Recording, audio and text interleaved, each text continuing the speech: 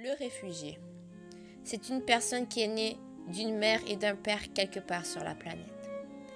Il a grandi et a été éduqué dans un endroit rempli d'amour et de bonheur.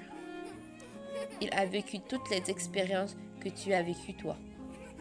Il est allé à l'école, il a développé des amitiés, il a construit des rêves et des relations comme toute autre personne sur cette planète. Qui t'a dit qu'un réfugié ne sait pas lire et écrire?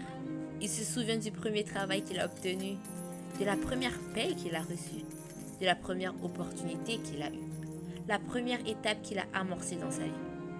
Toute personne commence par un rêve et essaie ensuite de le réaliser à sa manière. Mais imagine-toi qu'au moment où tu aboutis à tes rêves, quelqu'un te vole ses rêves et que la guerre éclate. La guerre, elle détruit et tue. Ce n'est pas juste un vol. La guerre n'est pas un choix. Nous n'avons pas choisi la guerre et nous n'aimons pas la destruction, la mort ou la terreur. On dirait que l'humain peut supporter et s'adapter à beaucoup de situations.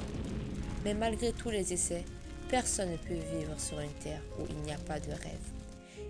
Et voilà qu'après tant d'essais, de s'habituer à cet échec, apparaît le sentiment d'être en danger.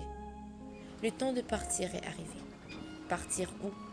Partir là où tu peux arriver, le camp le plus proche de chez toi, à n'importe quel endroit où tu pourras réfléchir et vivre sans la peur de la mort. C'est ici que le réfugié commence à respirer. Un grand pays sûr, beau et juste. C'est le premier lieu où il se sent en sécurité et libre. Mais qui t'a dit que le réfugié est chanceux? Le réfugié a beaucoup de difficultés sur son chemin. Compte avec tes doigts. La langue, les amis, la société, les habitudes de vie, la nourriture, la mémoire ou encore la météo. Mais malgré cela, ce sont des gens résilients. Ceci n'est pas juste mon histoire. C'est l'histoire d'une personne qui a fui son pays parce qu'il avait besoin de sécurité. Moi, j'ai eu ma chance, mais d'autres en sont encore privés.